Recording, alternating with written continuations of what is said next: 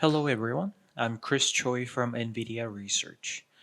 I would like to first thank the organizers for inviting me to this robotics workshop. Today, I will present one of the most important representations for 3D perception, the sparse tensor, and what we can do with sparse tensors in 3D perception.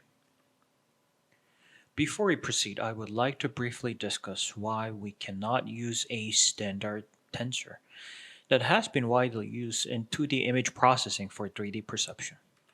First, a typical 2D image consists of a dense grid of numbers, and if you zoom in, you will see non-zero values almost everywhere.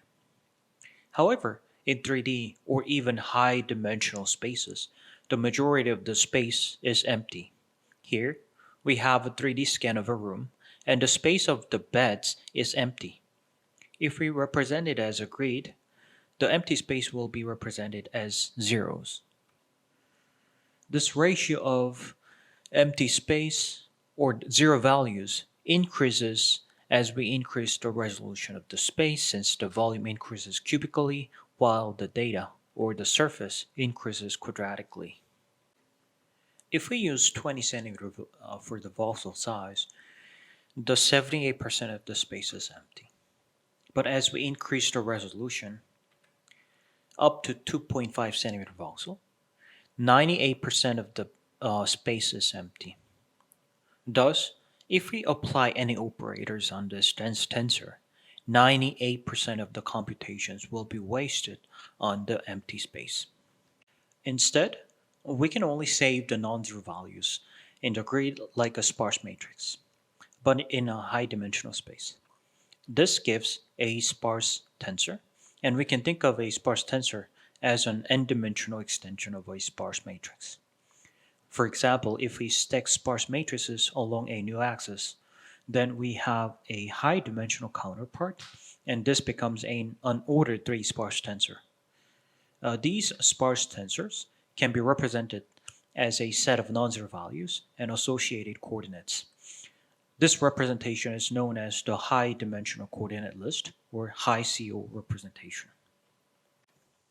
Then let's compare some pros and cons of the point cloud and sparse tensor for 3D representation. The first thing to note is that the point cloud is usually continuous, whereas a sparse tensor uses discrete coordinates. So point clouds do not incur any quantization error. However, there is no bound on the number of neighbors, and random access is not possible. These make it difficult to use the point cloud for scalable training. Also, hierarchy is not defined, or we have to use a heuristic sampling method to create a hierarchy. On the other hand, a sparse tensor incurs quantization error, but as we can represent high resolution 3D scans efficiently, usually the quantization error is negligible. Also, there's a bound on the number of neighbors, and random access is possible using a data structure like a hash table. Lastly, the hierarchy is deterministic and straightforward. This hierarchy is one of the crucial components made a ConvNet so successful in image perception. So in today's talk, I will first go over how we can implement this convolution on a sparse tensor efficiently and applications such as segmentation, representation learning, registration, and detection using a sparse tensor. First, let's talk about convolution and sparse tensors. You may wonder why we care so much about convolution in 3D data. 3D data is not 2D images, they're different. But let's think of where the images come from. They're merely projections of our 3D world, and if convolution works for the distorted version of the original data, then convolution on the original undistorted 3D real world should work really well. Secondly, the convolution is the most general translation invariant operator, and it is why it can be used for a perception system which should work in anywhere in the world, regardless of the longitude, latitude, and altitude. Also, a convolutional neural network has been known to capture the best inductive bias and regularization for 2D perception. It is also very effective at creating hierarchical feature maps that increase the receptive field sizes multiplicatively. Last but not least, we have vast prior research, heuristic architectures, as well as open source libraries and expertise that would allow us to transfer our knowledge from 2D images to higher dimensional convolutional neural networks. In this slide, I'm going to compare some of the most common neural network operators used for 3D perception. First, we have the conventional dense convolution. We have directional weights for different offsets, but representing a 3D space is inefficient and computationally expensive. Next, we have an MLP, or a point net. It simply is a matrix multiplication, and you can think of it as a convolution with kernel size 1. Thus, it does not support directional weights. The next operator is a graph convolution. It is similar to an MLP in that it does not support directional weights, but instead it aggregates features from neighbors. So it is technically not a convolution. Continuous convolution is similar to the dense convolution, but searching neighbors in a continuous space can be slow, and also representing a continuous kernel incurs some amount of approximation, which results in lower accuracy. Lastly, we have convolution on a sparse tensor, or sparse convolution. It is similar to both dense convolution and continuous convolution, except that we have discretized the directional weights as well as the coordinates for computational efficiency. This is the best combination of efficiency and expressive power. This is a simple visualization of a dense convolution. First, it takes a small section of the input and computes a weighted sum. Similarly, on a sparse tensor, these operations are applied only for non-zero values, but essentially the convolution operator is the same. Let's discuss how we can implement this convolution. On a dense tensor, we compute a convolution first by converting an input feature map into a matrix by applying an operation known as IM to call. Similarly, in a sparse tensor, we create an intermediate feature matrix by reorganizing features using what we call the kernel map. Once we reorganize features, the convolution is simply the sum of all matrix multiplication outputs. Specifically, this kernel map defines which input features should be mapped to which output features and can be represented as a pair of row indices in the input and output coordinates. Let's say we have 3 non-zero elements in the input coordinates at the bottom and 4 non-zero elements at the top for the output coordinates. If we apply 3 by 3 convolution, the first input coordinate will be mapped to the 0th coordinate of the output through the kernel index B. Similarly, the 0th input coordinate will be mapped to the 0th coordinate of the output through the kernel index I. We continue this process to find all kernel maps for all coordinates. Then we are left with these 3 kernel maps. Except for the kernel index B, H, and I, we do not have valid kernel maps for the rest of them. Given the kernel maps, the convolution boils down to a series of matrix multiplications. First, we use the kernel map input indices to create a gathered input feature matrix. Next, we compute the matrix multiplication between the features and the weights to create the output features. Finally, we scatter the output features to the correct position using the kernel map. Finally, we repeat this process for other kernel indices. In Minkowski engine, the library that we built for building neural networks on a sparse tensor, all these operations are implemented and accelerated through NVIDIA GPUs. Now that we learned how a convolution can be implemented for a sparse tensor, let's delve into how we can implement this idea of Minkowski engine. First, we have to understand how mini-batch can be implemented on a sparse tensor. In 2D images, we create a mini-batch with a dense 4-dimensional tensor and the zeroth dimension is the batch dimension. Similarly, we use the batch dimension for the first dimension of the coordinate. For example, if we have a 2 by 4 matrix like this, we can extract non-zero coordinate and associated features like this.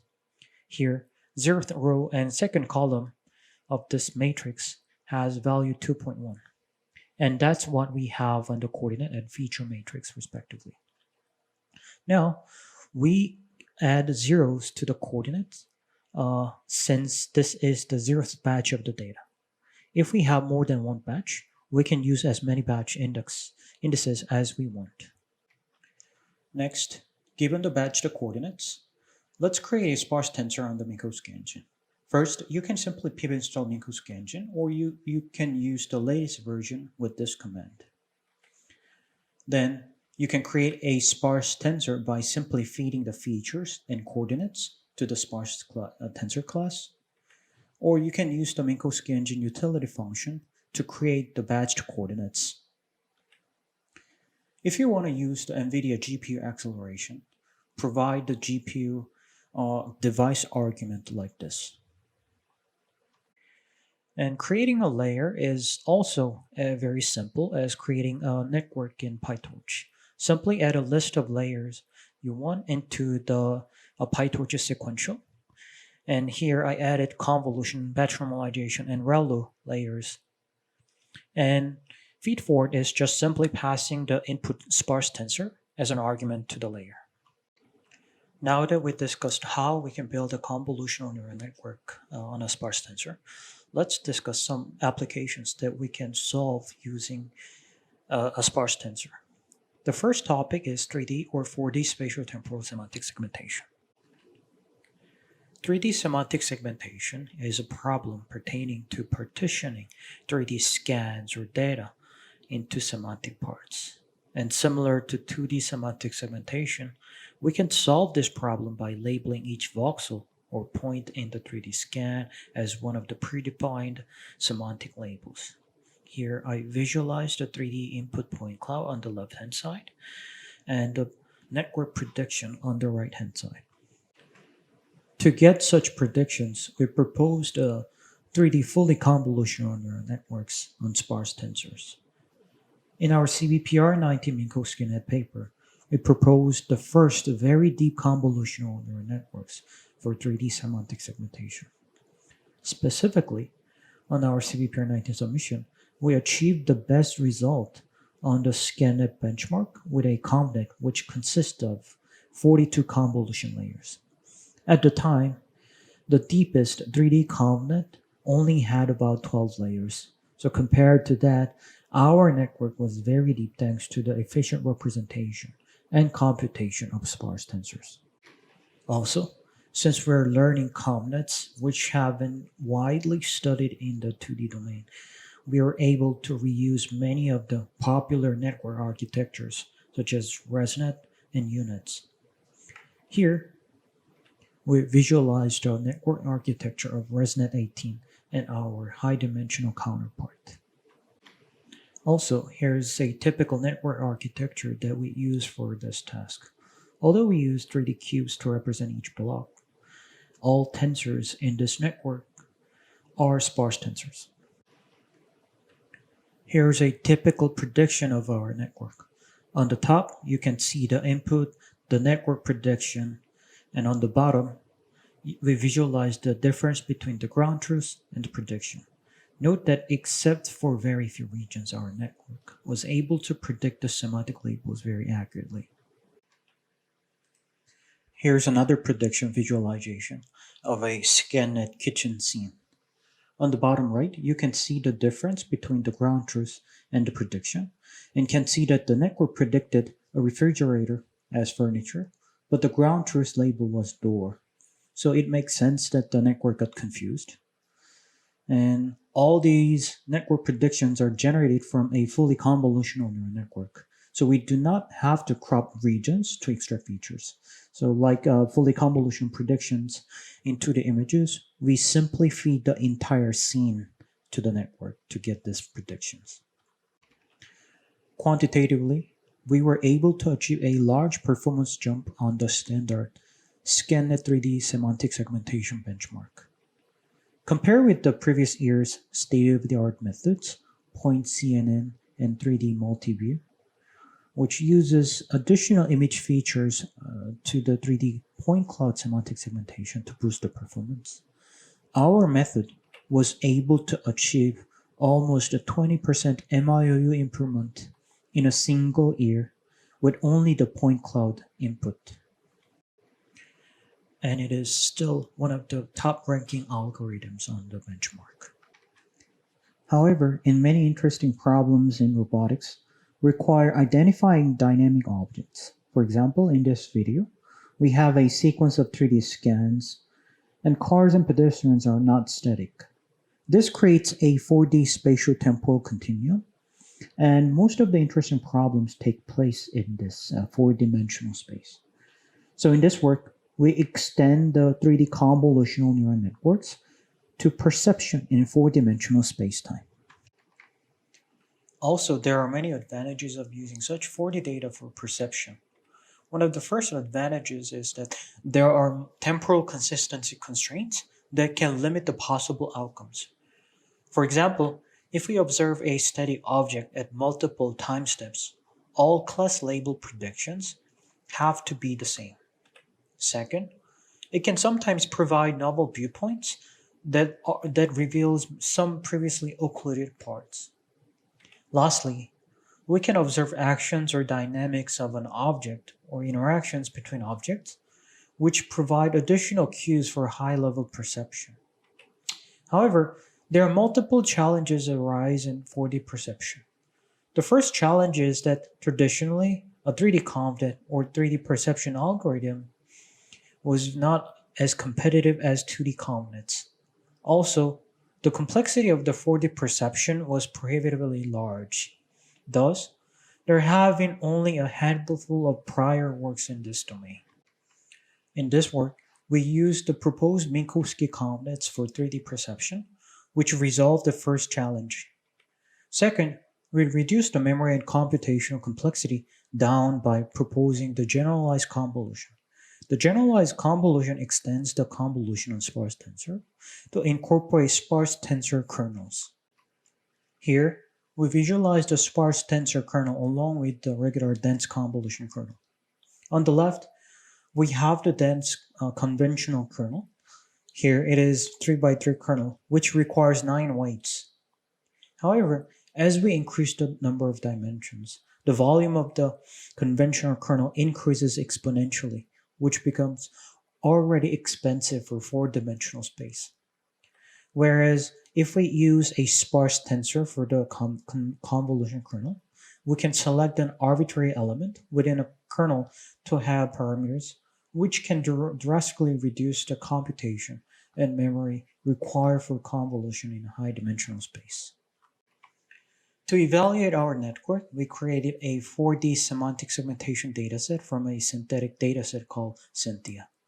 And we used the same network architecture that we use for 3D semantic segmentation. But we use a sparse tensor kernel to reduce the computational complexity of the 4D convolution. Here's the prediction results of our 4D spatial temporal ConvNet. Notice that the predictions are very accurate, as the 4D convolution is applied not just on the 3D space, but also along the temporal dimension, which smooths the prediction.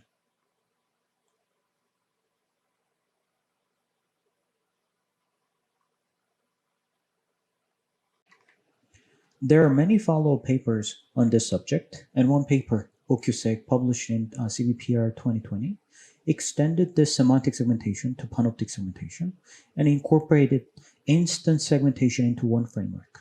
It uses a sparse tensor 3D unit for accurate feature extraction and combined it with the supervoxel segmentation to achieve the state-of-the-art instance and semantic segmentation performance in one framework.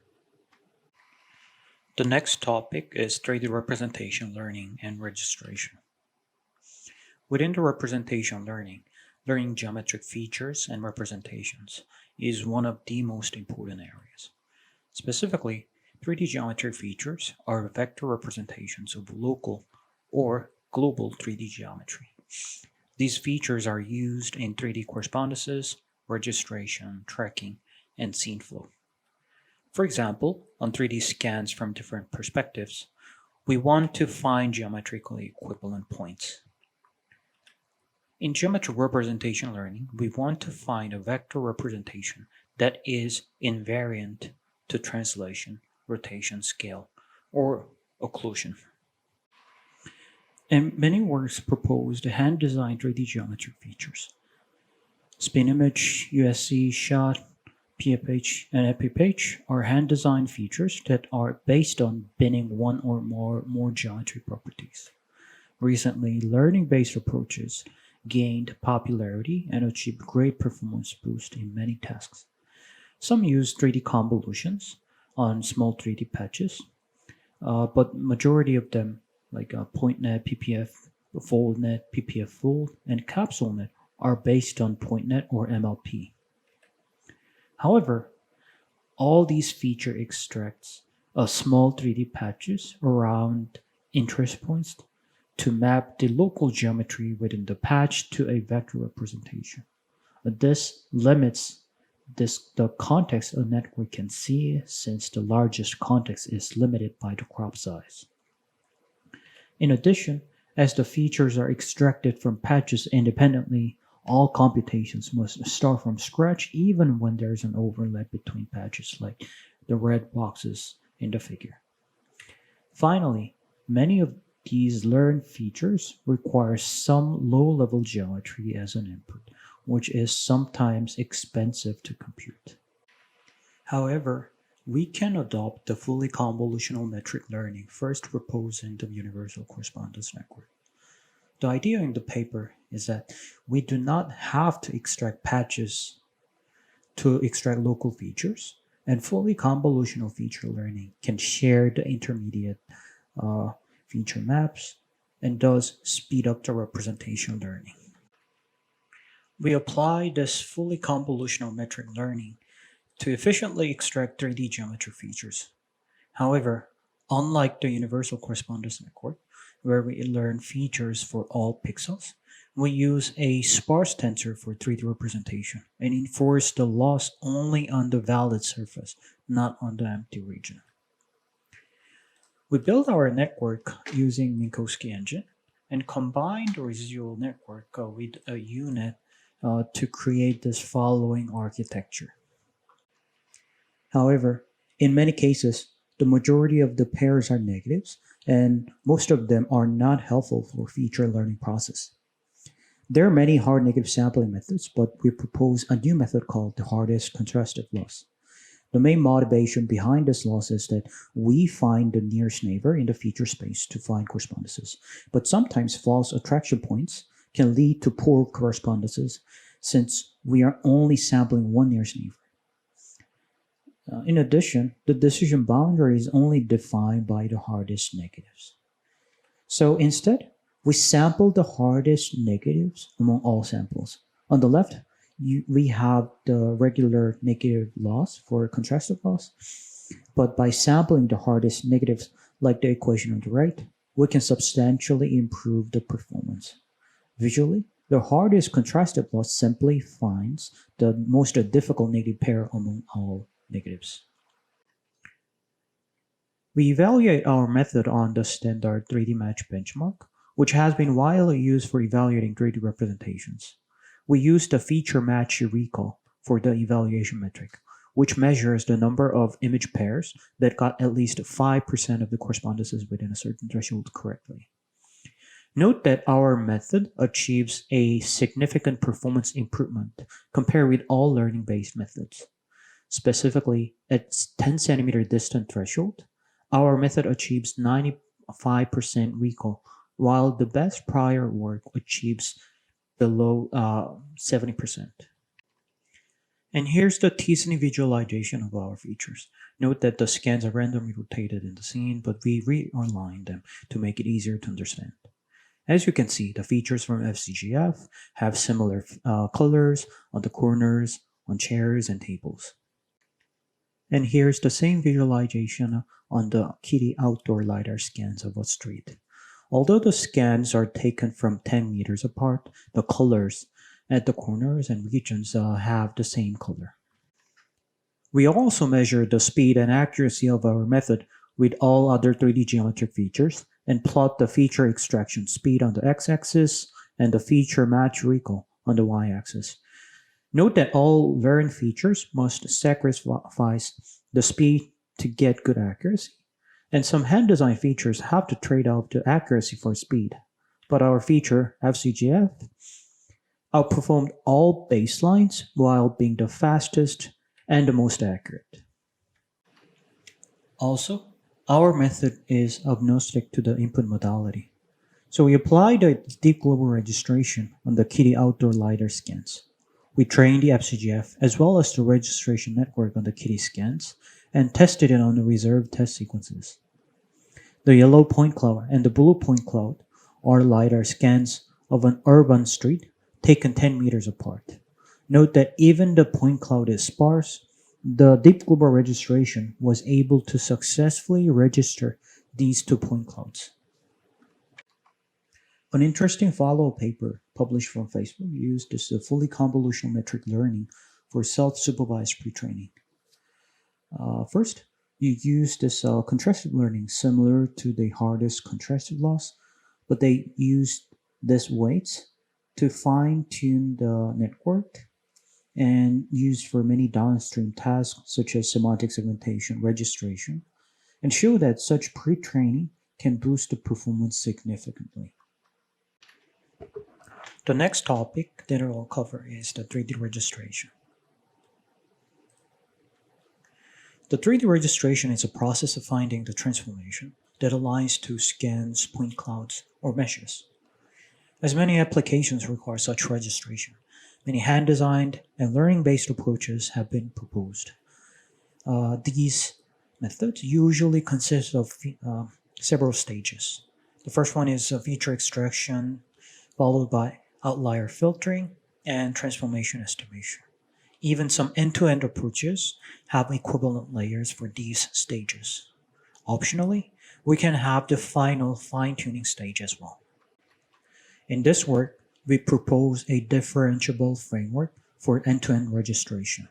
For this, we propose six-dimensional convolutional neural network for outlier filtering and weighted Procrustes method for transformation estimation. And finally, robust gradient-based optimization method for fine-tuning the final registration. First, for feature extraction and matching, we use FCGF, fully convolutional geometric features. FCGF is currently the top-ranking algorithm for feature matching that is orders of magnitude faster and the most accurate. We densely extract FCGFs and use the nearest neighbor in the feature space for matching. However, like the visualization on the screen, not all correspondences are accurate, and we have to filter the outliers colored in red in this figure. In this work, we propose filtering the outliers with a six-dimensional convolutional network. To understand this, we first have to understand the geometric structure 3D correspondences form in the six-dimensional space. Let XYZ1 and XYZ2 to be a correspondence. A correct correspondence will satisfy the transformation equation like this, where R and T denote the ground truth rotation and translation respectively. If we reorganize the equation by concatenating the coordinates into a column vector, we have this matrix equation. And when we expand all the matrices, we have this following equation. Thus, we can decompose this into three equations, and each equation is a hyperplane equation in a six-dimensional space, which means that the solution must lie on the intersection of all these three hyperplanes. In other words, the inliers, or the correct correspondences, will lie on a three-dimensional subspace inside a six-dimensional space, whereas the outliers, or incorrect correspondences, will form noise outside this three-dimensional subspace. Thus, finding inliers is equivalent to finding this three-dimensional subspace, and finding this three-dimensional subspace is equivalent to foreground segmentation. Then, what algorithms are good at foreground segmentation? In 2D and 3D, convolutional neural networks are one of the most successful methods for semantic segmentation and foreground segmentation. And that is why we propose a six-dimensional convolutional neural network to segment the inliers.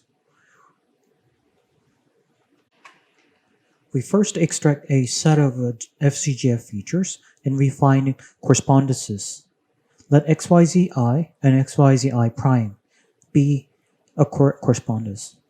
Some correspondences are correct and others are incorrect, but there exists a pattern where correct correspondences will form in this space.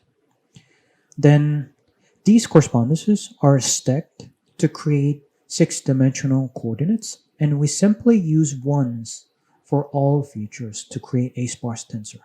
Since we are not directly feeding the positional information to the network is translation invariant. Then we compute logit scores for all correspondences. Then we label each correspondence as either an inlier or outlier using the logit score. You can think of this process as foreground segmentation, where pixels in the input image are six-dimensional points generated from the correspondences. The next step in the pipeline is transformation estimation. The conventional method for estimating the 3D rigid transformation is the Procrastus analysis. Here, let XYZ1 and XYZ2 to be the correspondences. The Rx1 plus T defines the transformed XYZ1. If both correspondences and the rotation translation are accurate, it should be equal to XYZ2.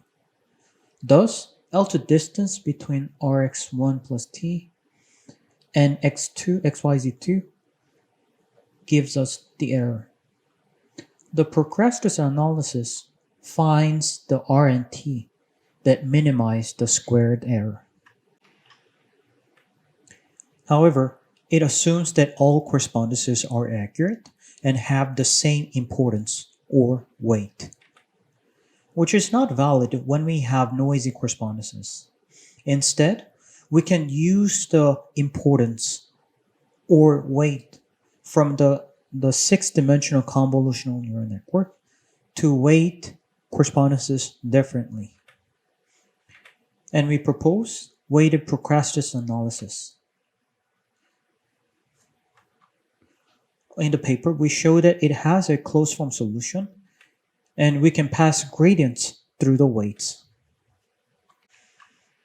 And this weighted Procrastus has a couple advantages.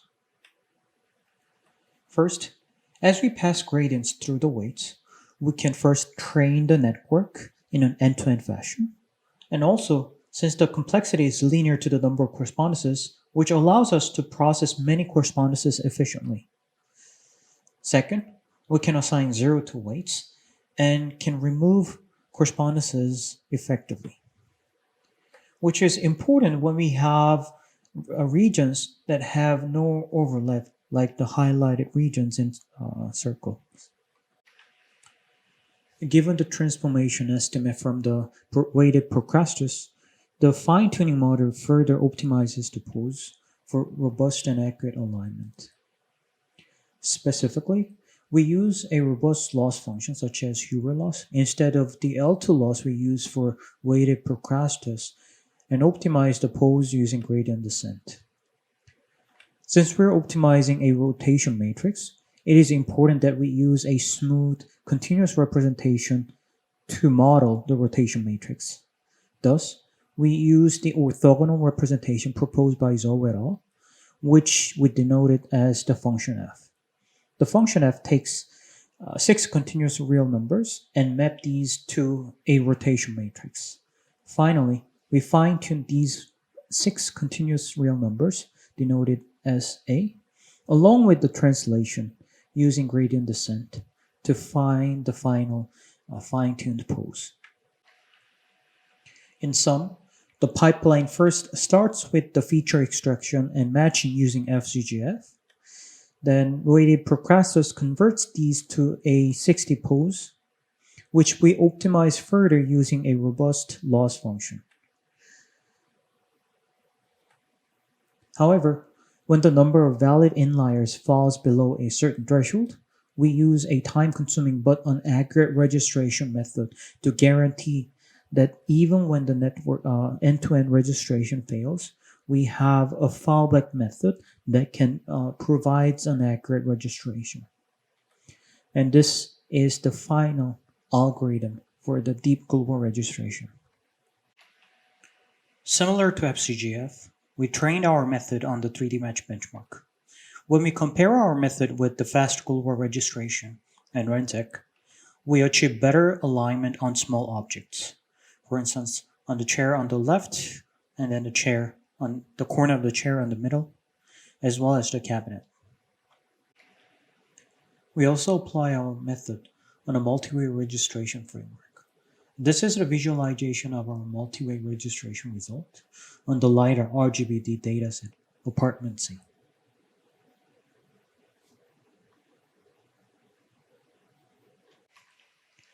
Also, our method is agnostic to the input modality. So we apply the deep global registration on the Kitty outdoor LiDAR scans. As you can see, the LiDAR scans are more sparser than the indoor scans. We trained the FCGF as well as the registration network on the Kitty scans and tested on the reserved test sequences. The yellow point cloud and the blue point cloud are LiDAR scans of an urban street taken 10 meters apart. Note that even when the point cloud is sparse, the deep global registration was able to successfully register these 2 point clouds. There are multiple concurrent works that share some ideas with our deep global registration. The first paper, Learning Multi-View 3D Point Cloud Registration, proposes an end-to-end registration on multiple scans simultaneously. Also, high-dimensional convolutional networks for geometric pattern recognition paper delves deeper into the patterns correspondences form and use a convolutional network to detect these patterns. In addition, it further extends this idea and uses the convolutional neural networks for general pattern recognition problems in high-dimensional spaces. Lastly, the Sparse Neighborhood Consensus Networks proposes a four-dimensional convolutional network for image registration similar to the previous paper. The last topic that I will cover is 3D detection. Specifically, we're going to cover generative sparse detection networks for 3D single-shot object detection. Before we proceed, let's briefly cover two main branches of detection methods.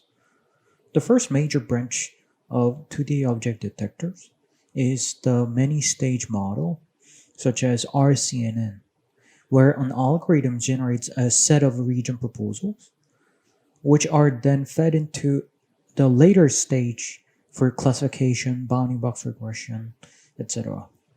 In contrast, one-stage network generates the bounding boxes directly from the final feature map. In general, the single-stage or one-stage model tend to be faster and efficient, but at the cost of detection accuracy. Similar to 2D detection, there have been many works on this 3D object detection published last few years, and in particular, 3D semantic instance segmentation, and VoteNet proposed a single shot and a multi-stage network respectively. The first work, 3D semantic instance segmentation, proposed using a dense 3D grid to represent the scene and applied a 3D convolutional neural network to detect objects. However, since it used a dense 3D grid, the resolution it can use was limited, and thus the detection accuracy was limited. The second work is VoteNet, which proposes an MLP-based two-stage network that takes point samples from the surface to generate region proposals, which are then fed into a classification network for object detection. The computational complexity was significantly reduced since it only samples points from the surface, but the MLP has the low capacity, which led to lower detection performance. In this work, we propose a single-shot object detection network for high-resolution grid. For this, we adopt the sparse tensor representation to only capture the surface rather than the empty space to reduce the computational complexity and the memory required for detection. However, it introduces a new challenge for 3D detection that does not exist in the 2D image domain. Specifically, in 2D single-shot object detection, we can create bounding box anchors anywhere on the image, like the red boxes on the left image. But in commercial 3D scans, the surface observation does not cover the interior of the object, where the anchors or bounding boxes might lie. So, for a single-shot object detection, we have to generate a new set of coordinates that could cover the center of these bounding boxes. So, in this paper, we propose to adopt the recent generative pipelines to create bounding box anchors. In Minkowski engine, by using the generalized convolution, we can create a new set of coordinates that are different from the existing coordinates to expand the set of new coordinates required for generative tasks.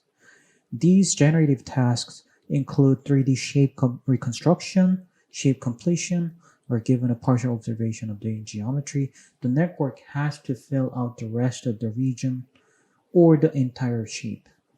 And this is particularly useful in scene completion tasks where we generate a complete scene from incomplete scans of a scene, which is quite common in robotics settings. Here, we visualize a typical generative process for 3D reconstruction.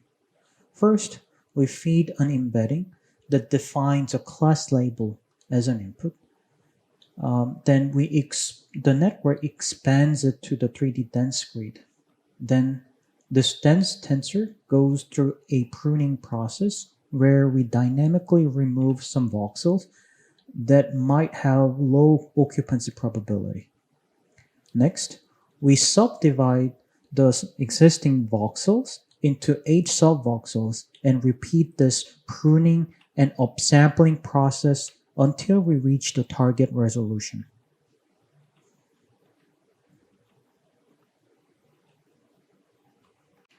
So, for object detection anchor generation, we use the similar process. We start from the input point cloud, and then we apply a series of deconvolution and pruning layers to generate a new set of coordinates that contain anchors that are semantically different from the input point cloud. Here's a visualization of two-dimensional example of this process. Let's say that we have a 4x4 grid, a convolution with strike 2 and deconvolution generate downsampled image, and then the original image resolution respectively. Similarly, in the sparse tensor, a strike to convolution and strike to deconvolution create downsampled and original point respectively. However, in generative convolution, we start from the downsampled point, but unlike the typical deconvolution, we create new pixels for each of the 2x2 grid. By repeating this process and adding skip connections, we can create a deep U-shaped network like this figure. In the end, by adopting the sparse tensor representation and removing the voxels at every upsampling stage, we can create a very high resolution point cloud and process the high resolution point cloud fully convolutionally without cropping. Quantitatively, our network was able to achieve 4 MAP improvement over the state-of-the-art method at zero point 0.5 threshold. But since this is a single-stage network that does not have a post-processing stage, the improvement for the higher threshold was slightly lower. Also, when we compare the runtime of our single-shot method and the two-stage VoteNet, our method was on average 3.4 times faster. However, the improvement is even higher for small point clouds, since the sparse tensor representation converts irregular density point cloud to a probably uniform density point cloud. These are some visualizations of the ground truth bounding boxes and our network prediction on the Stanford dataset. At a first glance, our network was able to capture objects at a very high accuracy. However, it has a problem detecting thin objects like boards when the color is very similar to the wall. Also, sometimes it fuses multiple desks into one desk. We also ran our network on large-scale point clouds. We fed a full floor scan, which consists of 48 million points, into our network without downsampling or cropping. Even when we only trained our network on single room scans, not floors, since our network is fully convolutional, the network processed the entire floor accurately. Similarly, we also apply our network fully convolutionally on a few multi-story houses on the Gibson dataset without any pre-processing. Lastly, if you are interested in an outdoor object detection method for autonomous driving, the Centerpoint paper might be of interest to you. This method proposes combining a variation of a single-shot object detection methods with a convolutional neural network for sparse tensors for object detection and tracking on outdoor LiDAR point clouds. So, in conclusion, a sparse tensor is a powerful representation that is a direct extension of the discrete convolution in image and 3D space we are familiar with. And it also supports directional weights and is computationally efficient on high dimensional data. And we briefly covered how we can use this as sparse tensor for segmentation, representational learning, registration, and detection, but are not limited to these applications. And to implement these ideas, we show how we can use the open source library called Minkowski engine for this. And we are releasing the next version of the Minkowski engine, zero point 0.5. And we saw that for some networks, the speed up ranges from 3 to 8 times faster than the previous version. And that concludes my talk, and thank you all for your attention.